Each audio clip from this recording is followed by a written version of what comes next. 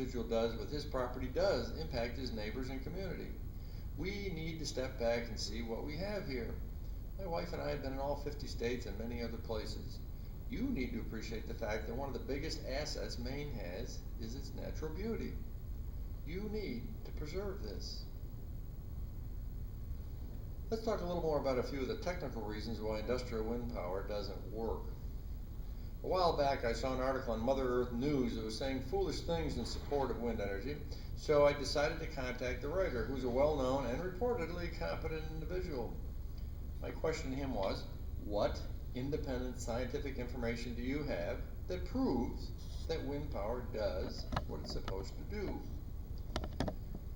After several amusingly evasive correspondences, he eventually conceded he had none. Then, in a desperate attempt to try to defend his untenable position, he said no proof was needed that wind power does what it promises to do. Wow. In exploring this unexpected line of thought, it became quite clear to me he didn't have a big picture concept of what is going on here. But since his deficiency is clearly shared by other people, let's do a quick review as to how we have arrived at our current electrical energy predicament. Before I move on, I've really got to touch on psychology for a minute, because the energy issue and some of its proposed solutions seem to be a magnet for interesting psychological characters. In my 30 years or so as an environmental activist, I've communicated with literally tens of thousands of people about a variety of environmental issues. It always seemed to me that the facts would win the day. But that's the scientist in me talking.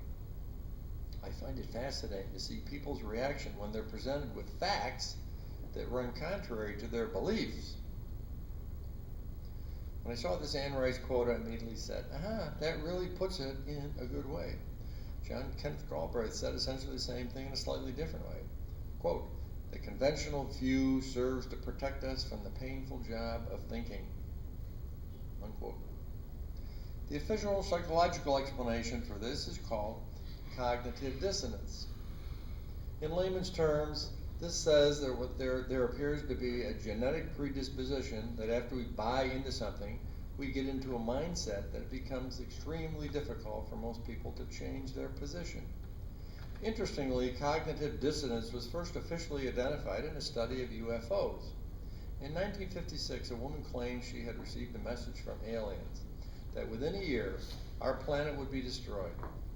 She was very convincing, and soon had a group of followers who had bought into her story and sold everything they owned. And her prediction, of course, didn't happen. In an attempt to rationalize away their obvious mistake, yet not wanting to admit that they were wrong, most members of the cult then adopted a new prophecy, that the aliens had spared the planet for their sake. We look back on these people and wonder how they could be so gullible. Yet here we are, willing to make enormous financial and personal freedom sacrifices, again based on prediction of the planet's destruction. We're too smart to buy the aliens threat again, so this time the boogeyman is global warming. Those who do not learn from history are doomed to repeat it. But isn't this a scientific threat? No. We need to carefully distinguish between reports by scientists and scientific reports.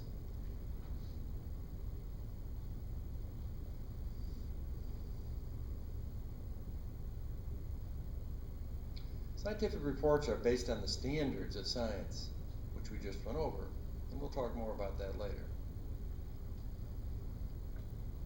Okay, we're going to go back into history here, and the first practical use of electricity in the late 1800s is generally attributed to Thomas Edison, the founder of General Electric. Of course, there were many, actually dozens of other people who contributed to making commercial electricity a reality, and there were a lot of formidable hurdles to overcome. One of the initial primary issues was, where was this electricity going to come from? In the first 100 plus years, there were 6 principal requirements that were adopted for commercial electricity generators. They're listed on the slide here. That they provide large amounts of electricity, provide reliable and predictable electricity, provide dispatchable electricity, service one or more of the grid demand elements, which we'll define here, and their facility be compact, and that they be economical. These became the basis for what developed into the most successful grid system on the planet. And which has a large amount to do with our country's economic success. Several options were put forward to satisfy the prior 6 criteria. To maximize public benefit, each suggestion was individually and scientifically tested to determine whether or not the proposed source would comply with all of the 6 conditions. It's also important to note that this testing was done before these sources were allowed to come online. Over time, what resulted was that from these assessments was we selected the following sources to provide commercial electricity for us: coal, nuclear, natural gas, hydro, and oil. I've also added renewables to give you some perspective. As you can see, oil is by far the smallest conventional source. There's only about 1% of your electricity comes from oil. In fact, we export much more oil than we use for electricity. Export, get that? Oil is currently used only for specialized cases and is being gradually phased out, typically being replaced by gas turbines. Note that each of the current conventional sources, coal, nuclear, natural gas, hydroelectric, and oil, meet all of the above 6 essential requirements. And if they don't, like oil, because it's more expensive, then they get replaced by conventional sources that do meet all criteria. That's how the market works when left on its own. As a result, today and 100 years from now, these conventional sources can provide all of the electrical needs of our society and continue to meet all 6 criteria. Note also that all of the primary conventional sources use homegrown energy. There's essentially no foreign dependence for any of these. In other words, regarding electrical power generation, we have always been energy independent. So, what's the problem? The problem is that a new element has been added to the list of requirements for electrical power sources: environmental impact. And the current number 1 environmental impact consideration is greenhouse gas emissions, CO2 primarily. So why has this joined the Big 6? Well, it's a direct result of the current debate on global warming. Note that climate change and global warming are very different things. It is scientifically accepted that we have had some unusual climate experiences. Global warming, on the other hand, is a hypothesis or theory that offers one explanation for these changes, that these are primarily due to man-made CO2 emissions. This is the part not yet scientifically proven. The important point is that whether you believe in the global warming theory or not is irrelevant here, as the conclusion is the same. Wind power doesn't deliver the goods. In any case, in response to intense political pressure from lobbyists, our government has acquiesced to make emissions an additional criteria. Well, what about the argument that we should always err on the side of being cautious? Well, like many things in this complex area, there's a lot more to it than appears on the surface. Let's look at a parallel example, see what I mean. If being safe is our overriding criteria, then let's apply this to another area that is literally a life and death matter. In the United States, there are some 40,000 people killed every year in motor vehicle accidents. It's also a fact that the higher the highway speed limit is, the more fatalities and injuries there are. So if our main policy is to be safe, then all highways should have a speed limit of no more than 30 miles an hour, which would save tens of thousands of lives. Tens of thousands. My point is that being cautious sounds fine, but we should be aware there are often enormous consequences of such a strategy, just like there is here with wind energy. And by the way, if we're really concerned about being safe, then it's all the more reason that we should want objective proof that our money, efforts, and sacrifices are producing consequential benefits. No such proof exists for wind power. Having the government step into the utility business and mandate that they must change the principles that have been the foundation of our electrical supply system since the 1800s is rather disconcerting. Transforming a successful 100-plus-year-old system based on a climate-related hypothesis that is not yet scientifically resolved is seriously disturbing. Concern 3 is that this new standard for electrical supply sources now has taken priority over all the other 6. The fourth concern is that this criterion has in reality become the only benchmark of importance. The other 6 have essentially been put aside and are now only given lip service.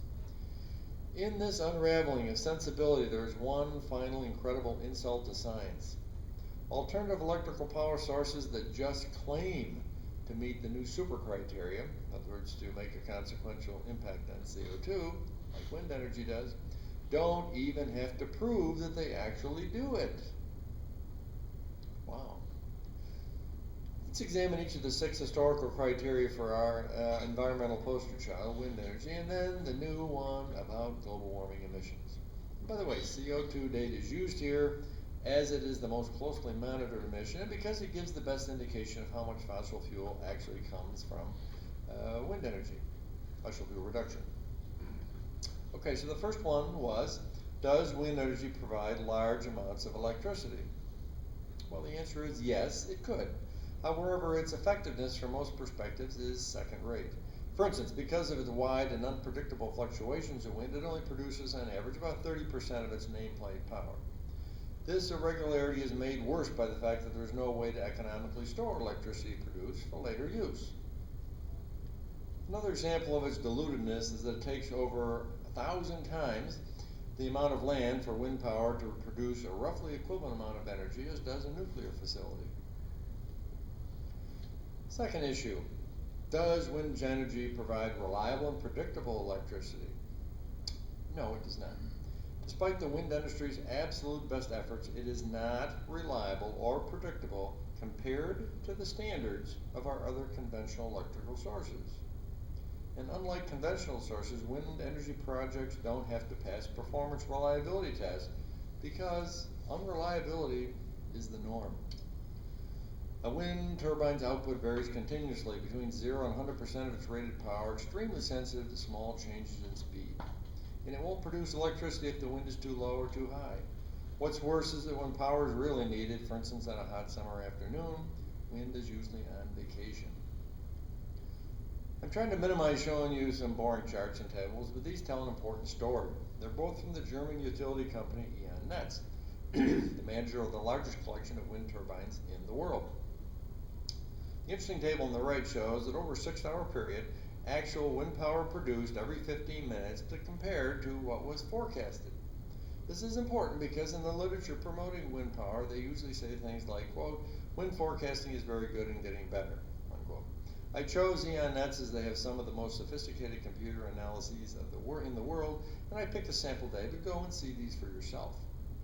Note that in the beginning, the power produced is about half of what was expected to be there. At the end of this short time period, it's completely reversed, and it's about double. Observe the extremely wide variation across just this 6-hour span. Note also that at no time here, did the output equal the prediction. Another perspective is the red graph below. This shows the total weekly wind power throughout the year. This should give you another inkling of the enormous variability of wind energy and how difficult it is to integrate it into the grid. The next graph is from Ontario Power and shows 2 things. First of all, again, the wide variability, this time within a month. The second message is just how inefficient wind power can be. In this higher demand summer month, wind power is only producing 13.5% of its rated capacity. The last boring graph, this time from Bonneville Power, shows how wind power is completely out of sync with demand. This is a live online report you can check for yourself. Note how in 6 days there were over 2 days where wind output was basically 0. That's an amazingly high percentage of low productivity. To get one more perspective of wind power's reliability and predictability, imagine having a windmobile, a car run solely by wind power. Of course, that wouldn't be possible without a backup, which would likely be a fossil fuel engine. Think of all the things you'd have to change to make such a vehicle a reality. I list several of these on my online presentation. Does wind power provide dispatchable electricity? No again. Due to its unpredictability, wind cannot be counted on to provide power on demand. In other words, on a human-defined schedule. That's also what the 3 charts I just showed were saying. So rather than abandon this secondary power source, their solution is to change user habits to conform to wind's winds.